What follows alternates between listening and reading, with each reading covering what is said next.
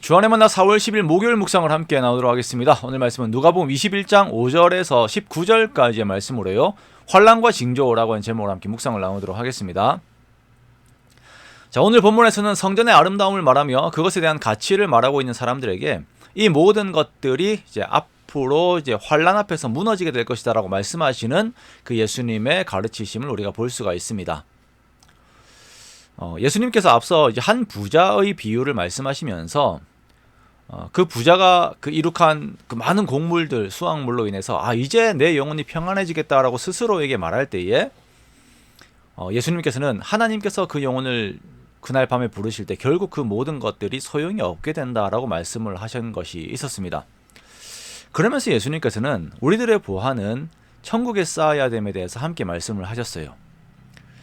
자, 이렇게 우리들은 그 모든 삶의 가치들이, 우리가 추구하는 가치들이 이 땅에 궁극적으로 이렇게 이루어지고 임하게 된다라고 이렇게 생각하고 여기는 것이 아니라 하나님 나라에 이 모든 것들이 쌓여지게 되며, 그러므로 우리는 우리가 추구하는 가치들을 이 땅이 아닌 하나님 나라에 쌓아야 하는 것을 우리가 다시 한번 기억을 하게 됩니다.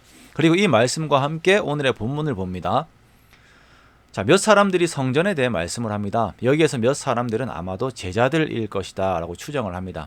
제자들이 그 성전의 외적인 화려함에 마음을 빼앗겼어요. 그 아름다운 돌이 헌물들로 이렇게 꾸며진 것에 대해서 마음을 빼앗기게 됩니다. 자, 이 성전은 헤롯 대제가 유대인들의 마음을 얻고자 해서 증축한 것이죠. 많은 돈을 들여서 증축을 했어요. 그 성전의 외적 화려함을 보니까 이것이 정말 진정한 가치이고 여기에 구원을 받을 만한 무언가가 있다라고 마음을 빼앗겨서 생각을 해버린 것입니다. 제자들도 그렇게 생각을 했어요.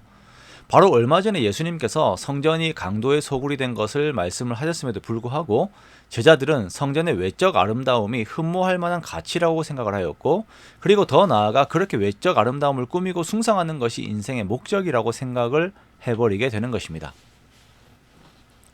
자, 우리들도 신앙생활을 하면서 이러한 위험에 들어갈 때들이 있습니다. 사람들이 보기에 좋을 만한 화려한 건물, 화려한 예배가 기독교의 힘이라고 생각들을 합니다.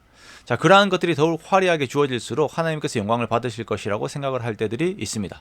물론 우리가 사람들을 고려해서 편의시설들을 갖추고 예배에 필요한 도구들을 갖추는 것이 잘못된 것이 절대 아닙니다.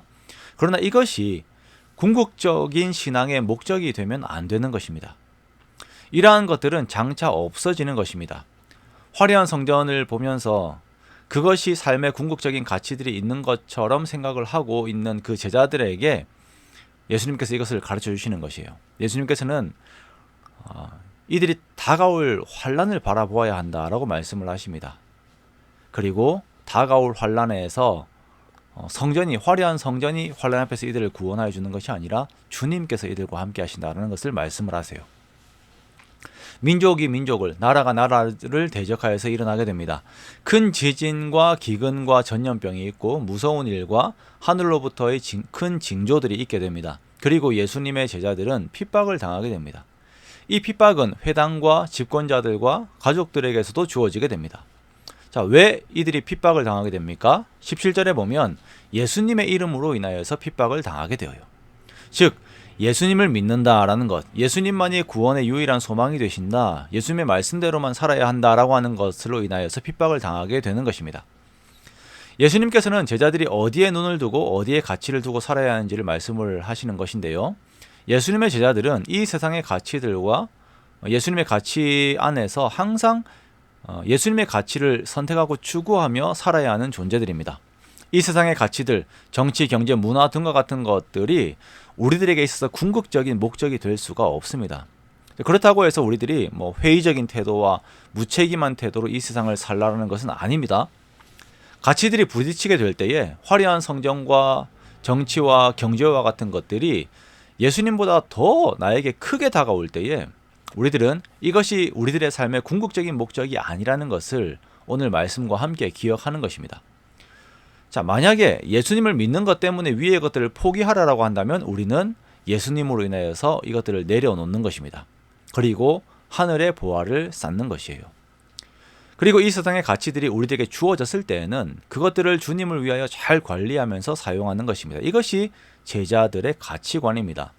그리고 이 세상의 것은 결국 없어지는 것임을 또한 계속 기억하는 것입니다. 그러므로 우리는 영원한 것을 위하여 영원하지 않은 것을 투자하는 것이에요. 이것이 신앙의 삶입니다. 여러분, 우리가 오늘 추구하는 그 무언가가 있습니까? 그것이 나에게 영원한 소망이 되는지 다시 스스로에게 물어보기를 원합니다. 그리고 오늘 오직 예수님만 나에게 영원한 소망이 되심을 고백하기 원해요.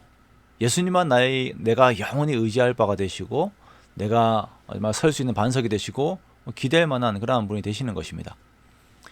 힘이 필요하고 지혜가 필요하고 또 누군가 함께 할 만한 대상이 필요한 것이 우리의 삶입니다.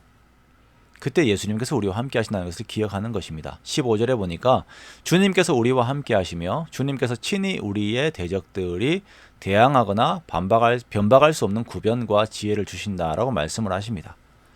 우리에게 환난의 때, 핍박의 때가 오더라도 예수님께서 이렇게 함께 하시면서 이 모든 것들을 우리에게 주신다라고 말씀하시는 것이에요. 이 말씀 안에서 우리도 나와 함께 하시는 주님을 의지하고 사랑하는 우리가 되기를 원합니다. 그리고 우리 주님의 말씀인 성경 말씀을 더욱 사랑하고 따르는 우리가 되기를 원해요. 성경 말씀을 나의 유일한 가치로 우리가 여기면서 따르고 순종하는 것입니다. 그렇게 오늘 하루가 우리의 영원한 소망 되시는 주님과의 동행의 기쁨이 충만한 하루가 되시기를 주님의 이름으로 축원합니다.